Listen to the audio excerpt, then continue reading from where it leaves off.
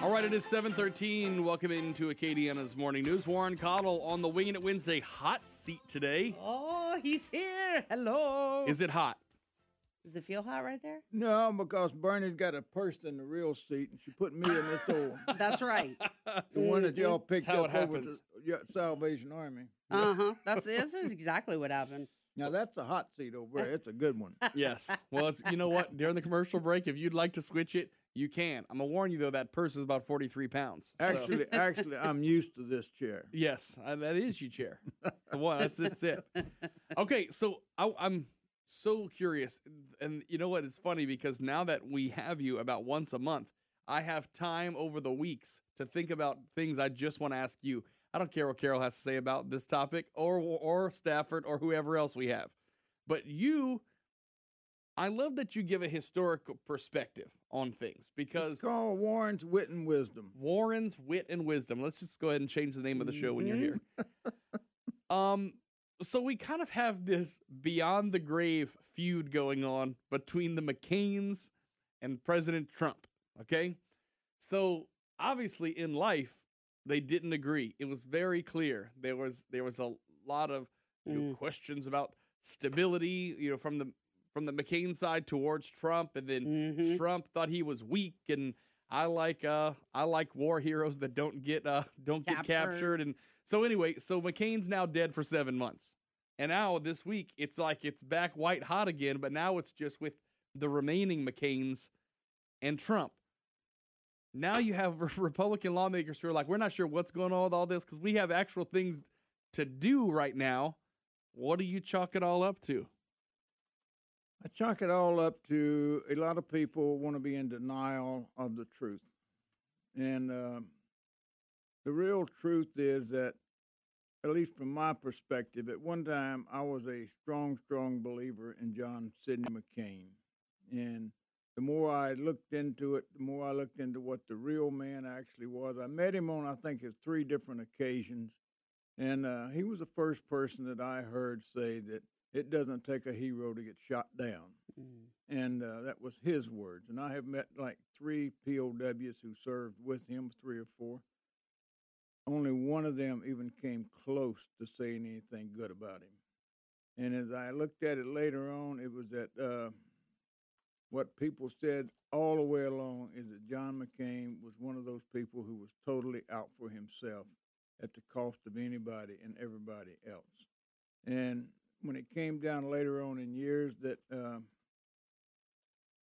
he just decided that he was going to be the one who would just be a contrarian in Washington, call himself the Maverick. I'm going to say what nobody else is going to say. I'm going to do what nobody else is going to do.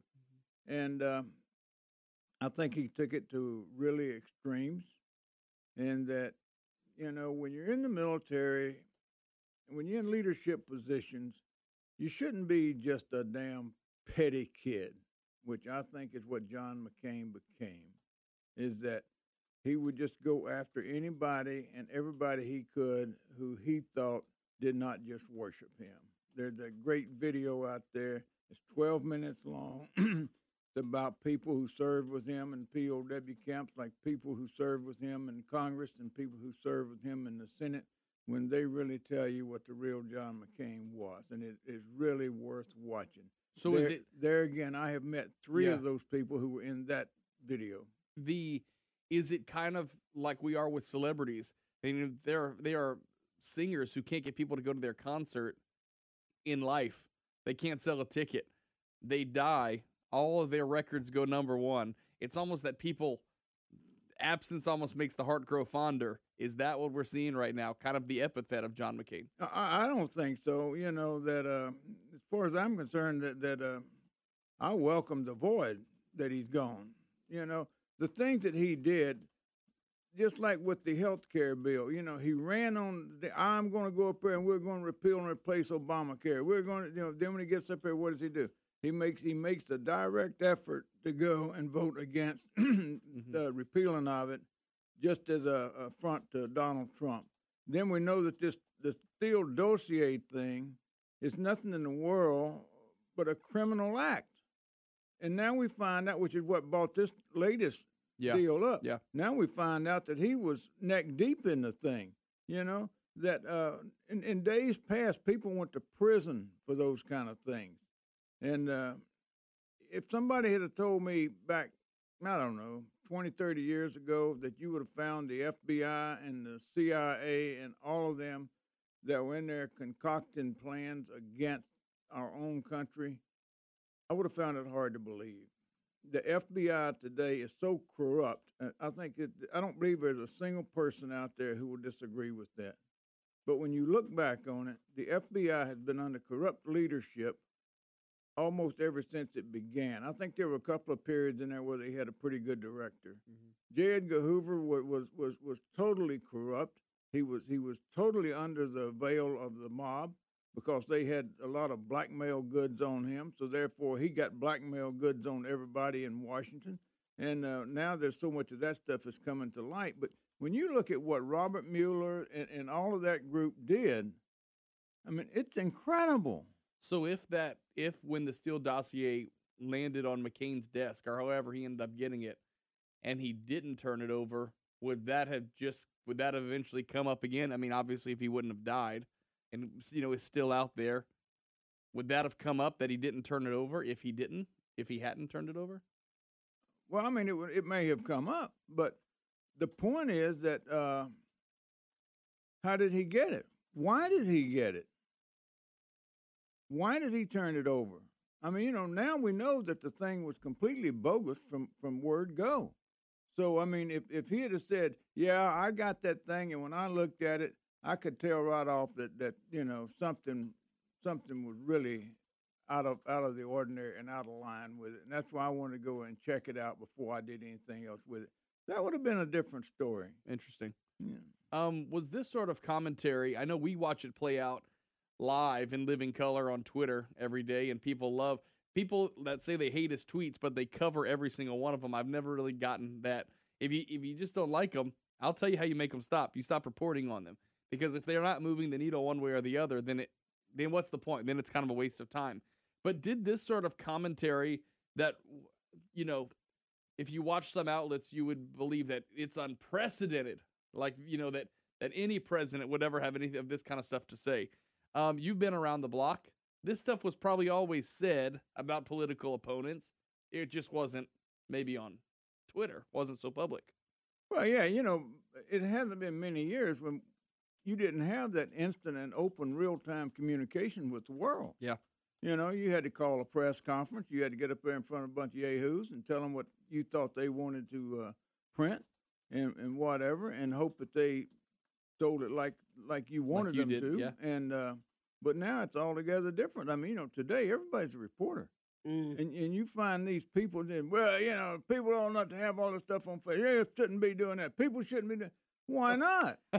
Yeah. Why not? Most of the people out there, I've got just as much faith in the average old Joe Blow walking down the street, by God, as I do a New York Times reporter today, or a National Enquirer reporter, or whatever. The only caveat is that, if you're dealing with the right reporters, like yours truly or Bernie sitting right here, who actually do track down sources, who do have relationships with the people who tell us information, so we know they're good for it, or we can check it out ourselves. That is a big difference. Yeah, but look, there are a lot of people who use material that they get from relationships that cause a lot of problems down the road. Cause a lot of marital problems too. Make a good point.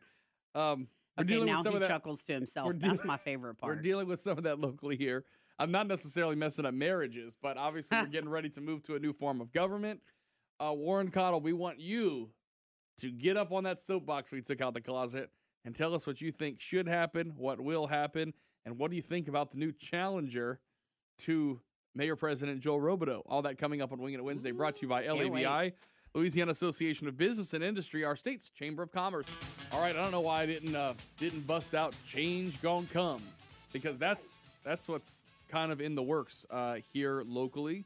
Warren, we haven't had you on really since the council weighed in on how to sort of move forward with this new government. At this point, barring any other big bombshell, it looks as if it's going to take effect in January. Folks are moving forward with their election plans and campaign plans for the fall. And then on Friday, Miss Carly Labar announced that she will challenge Mayor President Joe Robideau for the office of Mayor President. So there's a lot going on in that head. I can tell. It's swirling around like the best gumbo you ever saw. What do you think? Yeah. What do we make of it? Or do we not even talk about it until the fall because so much is going to change that may between be now best. and then? Let's take them kind of one at a time. Yes. All right, on the changes to the local government. Yes.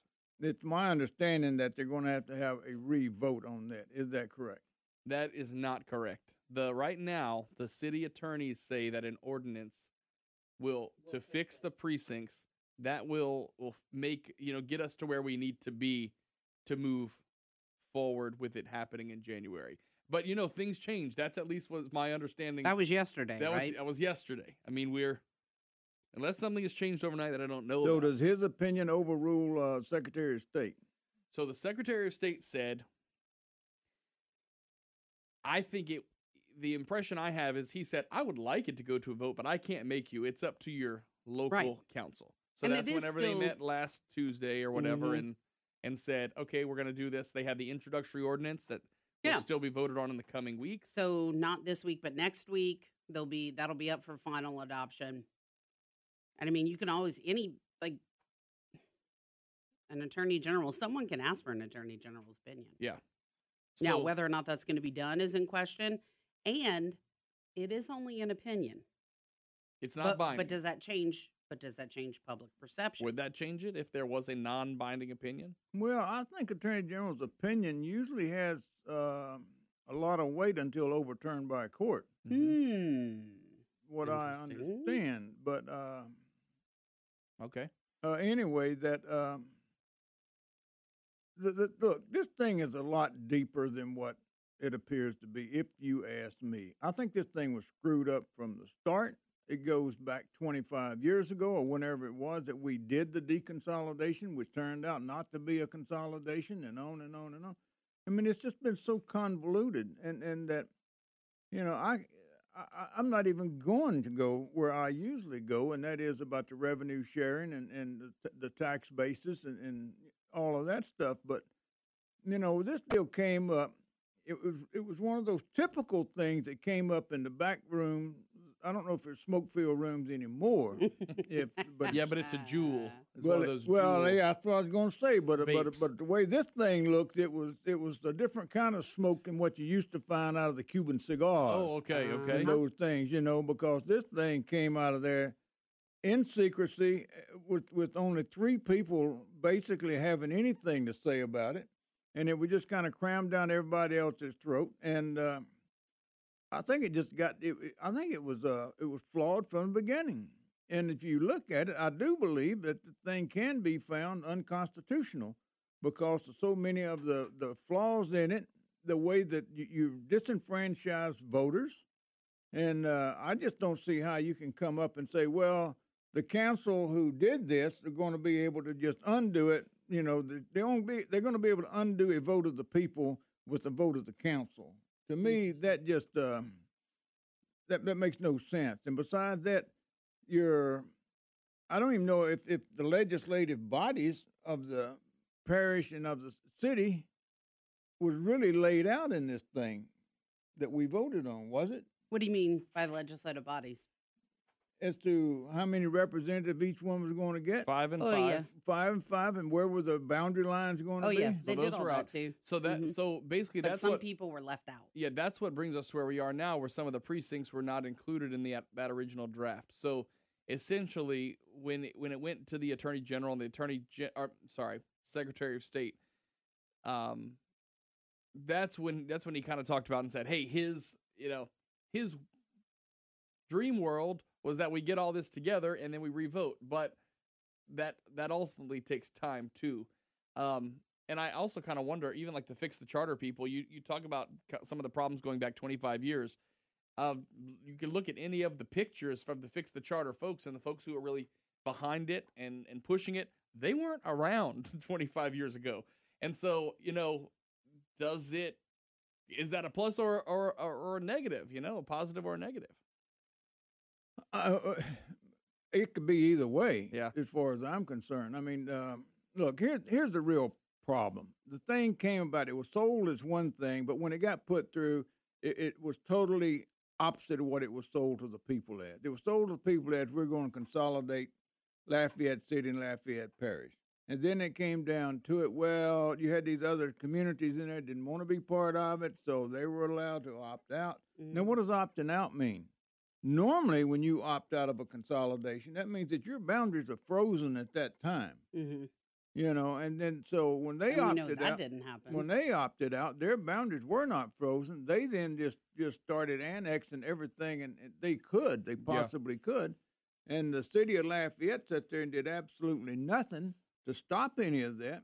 And now they find themselves sitting there almost like landlocked. Yeah. With these smaller areas that's going to outgrow Lafayette in due time. I mean, it's really bad. Then I quote a lot with the late Ernie Alexander, who I think in most cases was fairly truthful.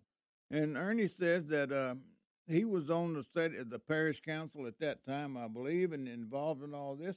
And he said, well, we all thought that what it was going to be. He said, but when it came down to it, Terry Huval said that LUS could not service the entire parish and blah, blah, blah. And so that was when they really opted not to try to do that, even though we thought that's what had passed.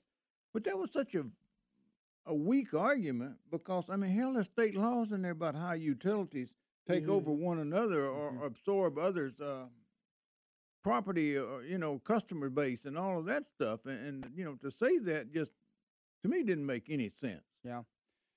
Well, there's gonna be a lot to unpack for us all year this year. 7:34. We're gonna talk about the candidates for governor that are now kind of piping up, and we have two Republicans. Do they need to sit back and decide which one it's gonna be if they are going to actually challenge Governor John Bel Edwards? We will get Warren Cottle's thoughts on this and more, and your feedback as well at 232-1542. So 44 degrees here at the Cape Bell Studios. Don't forget, it is Wash It Up Wednesday. Get your car sparkly and shiny and clean. Make it like new. Stop by the wash, 1212 Ambassador Caffrey, right next to Service Chevrolet. All right, so one of the questions we wanted to ask of Warren Cottle. All right, so now there is a challenger to Joel Robideau.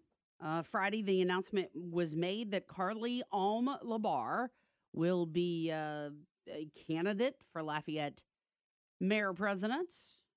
So what do you think? What are your thoughts here, Warren? Well, can she be the mayor president if we change the form of government? Well, I guess she will be. Yeah, if they do it by ordinance. She, if elected, obviously would be. Oh, yeah. But anyway, question comes up about Joel Robideau and, his personality and how he acts and this, that, and other. And that people have said that he just doesn't act like normal politicians or whatever. And here's the way I think it. I think Joel is quite a nice guy. And I think he's very bright. And I think he's one of these kind who basically has a game plan, and he follows the game plan, does not get out there and try to flaunt it, make a big show about it and all this, that, and other. Does not get involved in a lot of big controversies and such stuff. He just, more like somebody said, a governor from Tennessee when he was running, he said, I'm a workhorse, not a show horse.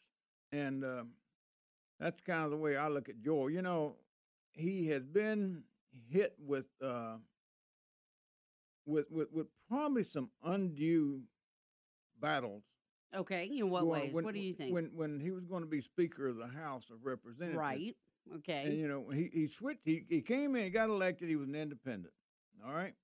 Then he wound up, he switched to the Republican Party. I sent him an email, welcome to the Republican Party. Some years later, he told me, he said, you were the only one who did. Wow. And wow. And then whenever he was tagged to become Speaker of the House of Representatives, normally an area would be happy to have a Speaker of the House from that area. Well, there was this movement started to stop him from becoming Speaker. And the person who started that movement was Ernie Alexander. And he wanted him stopped because of what Joel Robideau and Mike Michaud did to him when they forced him out of forced him not to run for re-election. And so I was just blown away at that because I wrote an article in my article writing days about that. And I met with Ernie like 3 different times when he spelled out exactly what happened and all of this, that, and other. And so then whenever I wrote my article, the advertiser contacted Ernie and asked him about it. Ernie said, I don't know anything about that. Mike Michaud and I are friends. Wow. And so then I talked to Joel about it several years later, and Joel said, and he kind of laughed, and he said, there's another side of that story I want to tell you, too. And so, anyway, the side of the story he told, I think was the real story, is that nobody forced Ernie out, is that Cortez went to him and said, I would like to run. Ernie just said on a whim, okay, if you want to run, have at it. And then he went home and told his wife, and his wife blew a gasket because she liked Ernie being representative. And so then, wow. And okay, that was that, and that came from somebody who knew both of them extremely well. And so then from there, well, to save face, then he comes back later on and says that he wants Joel stopped from being Speaker of the House because of what he did to me and others. It was strange. But anyway, that actually did stop him from becoming Speaker. And they and they wound up getting that fireball from Lake Charles that nobody even knows who he was. And he did such a wonderful job. And I met him on 2 or 3 occasions, and I don't remember his name. But, Joel went through that kind of such stuff, and he still goes through it.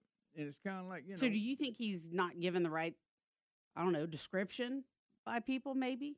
I think it's a lot of people, they want to criticize somebody after the fact or whatever. And he's not like Donald Trump. He doesn't take to Twitter and then turn around and go on the offense. He just sort of rolls over and just keeps on plodding along. Well, and you've been through, you've watched so many local elections, so many state elections. So what do you think about a challenger in this race in particular?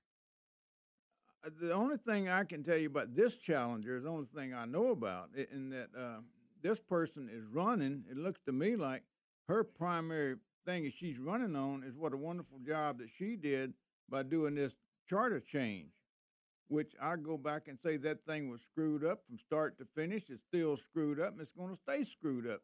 So if that's what you're running on, is that I'm a better screw up than anybody you can find. That to me is that's not a good starter. Do you think that actually forces, though, the two of them as candidates to then accept engagements where they can debate issues? I would certainly hope with so. one another. I would certainly hope so. Mm-hmm. Do you think people thought they were getting one thing with Joel Robideau and got something else? No, I think that I think people really pretty much got what they wanted with Joel Robideau. Which was that I've got business experience. I've got political experience. I got governmental experience. I can bring that to the table, and we can work together and get things done. And I think that Joel has been one of those who, unlike Joey Durrell, I think that he has sort of let the council do what the council wants to do. I don't think they've gone into the back room and the council got laid out an agenda to them and said, this is what you're going to vote for, this is how you're going to vote, this is how you're not going to vote, blah, blah, blah. And I don't think you've seen that under Robideau. And I think that in itself has caused some people to say, well, it's a lack of leadership. No, it's not a lack of leadership. It's called respect for the other branch of government. What about criticism that's been out there that he's not as communicative as perhaps he could be? It goes back to, how communicative should he be? Is that I know one thing is that any time that I have wanted to talk to him, the door was open. Mm-hmm. And we've had only a couple, but some very frank discussions. Mm-hmm. And that I found him to be engaging. I found him to also be one of these that I think you can trust what he says. And you may not like it, but I think you can still trust it. So locally, outside of the whole charter situation, what do you think the other 1 or 2 things are, topic-wise, that people will likely focus on for this particular election. I mean, you've got all of this rigmarole with the council and the new seats and, what's all going to happen, here in the next couple of months. But then you've got the regular issues that are just there outside of all of this. That I have no earthly idea. I don't really know what drives people in their thinking on these local races and such stuff. People get highly charged, highly motivated when you start talking about state issues and federal issues and all that because they see it as directly affecting them. However, on the local issue, they probably affect your life more than those others. But we just sort of sit back and ignore most of it, We get all upset with the red light cameras and some of those other criminal things, but anyway, it's interesting. Okay, that's funny about those criminal things of the red light thing. No, but seriously, going back to this, are we less engaged, do you think? Because it seems to me that people don't really ever know what's going on until 2 weeks before an election or maybe a week before an election. The political people, we do it because we're in it all the time. Other people who are with candidates or against candidates, that's all going on. But the regular, average, everyday person, do you think they even bother to delve into it? I think the average, everyday person is too busy worrying about the things that matter to them. Yeah. So that's really kind of they could care less kind of idea. I think they pretty much say, we elect you hoping that you do a reasonably decent job. And it either happens or it doesn't. Yeah. Okay. All right. We've got one final segment. Warren Cottle, one of our Wingin' It Wednesday panelists this morning. So we've got one more segment with him. We've got news at the top of the hour. So all of that is to come next on Acadiana's Morning News. Wingin' It Wednesday is brought to you by LABI, Louisiana Association of Business and Industry. They're in crunch mode right now over in Baton Rouge, getting ready for the legislative session that's coming up. They're looking through all the bills very carefully to monitor any impact on the business community. Look, this is what they do 365 days a year, not just when the legislature is in session, but looking out for business all year long. LABI does that for its members and for the state. As the state's Chamber of Commerce, you can find out more about becoming a member at labi.org. CEO Stephen Wagasback will be in Acadiana on Friday morning to talk to a group of One Acadiana. We'll have him on News Talk 96.5 KPEL as well. Find the full hour of Wingin' It Wednesday a bit later on at kpel965.com.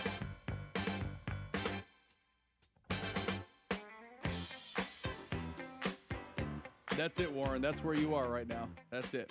All right. Okay, so I want to talk about the governor's race. We just have a few minutes here right now, but I'm interested in your thoughts. I told Bernie earlier, I was listening to some of the comments. Rasponi? That's what I say Rasponi. Rasponi, yeah. Okay. Him and Abraham, they were at a Republican governor's event, and the governor of Texas, Greg Abbott, was there as well. And listening to both of them talk, I mean, I came in here this morning and I told Bernie, I said, they need to decide which one it's going to be. Because watching that hamster wheel go round and round and round, I could see the exact same thing happening that happened the first time Edwards got elected, where this is so different on one side that you're splitting all those votes, and every Democrat is going to vote for John Bel Edwards. What are your thoughts? What are the prospects? That very well may be what happens. And I will say this, is that the conventional wisdom in the state of Louisiana is if an incumbent does not win it outright on the first go-round, he is in serious trouble. Mm-hmm. He or she is. Mm-hmm. And I do not think that John Bel Edwards has the votes to win it outright on the first go-round. So if you have a pretty evenly split Republican vote, or put it this way, citizens who care, who go out and vote, and if it's pretty well split between the two Republicans, I would dare say that you're going to find the lion's share of them going back and voting the same way. And to me, it's kind of like it was when Charles Bustani defeated Willie Mount, who was the odds-on favorite to become the next congressperson from this district. She was a state senator, former mayor of Lake Charles, I believe, and she was kind of like Miss Everything and a super nice person and blah, blah, blah. So she she did not win the thing outright in that first go round. And Charlie actually ran first, I believe, in that primary. I think so. And so then whenever he came back, for the general election, I mean, he blew her out of the water. And that what you will find on a lot of those times when the incumbent or the front runner does not win it outright on that first go round, they will actually lose votes going into the primary because people will sit there and second guess their vote, saying, "Well, I thought he was better than that." Well, I mean, people like to vote for winners. you know, like to We vote know for that's winner, but how they it works. also will start questioning what's wrong that he didn't win, and then the other people come. Well, you've been keeping up with what he's not done and what he hasn't. Well, no, I just voted for him because he was a Democrat. I voted for him because he had the experience. It's just amazing that with all those moving parts, the election process happens with no fraud. It's just amazing how that happens. Anyways. Happens with no fraud? You're in Louisiana. 7:57. What's wrong with you?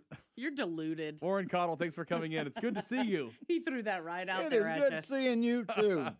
I love it. I love, whether it's the backed-in car or the banging on the glass. I love it. Everything about it. All right. Appreciate you coming by. You're fun. All right. All right, 7:57. Yeah, and Fun sunny. being here. That's right. Sunny today, sunny tomorrow. It's going to be like spring. Oh, wait. It's the start of spring. First day of spring today. Yay. It is. High today at 72. Pretty nice. That's why Warren's not wearing slacks today. He cut them off. He's wearing some cut-off pants. He is. He likes, well, he's going to go swimming later. All right, it's 7:57 now at News Talk 96.5. K-Pal, we're back with more next.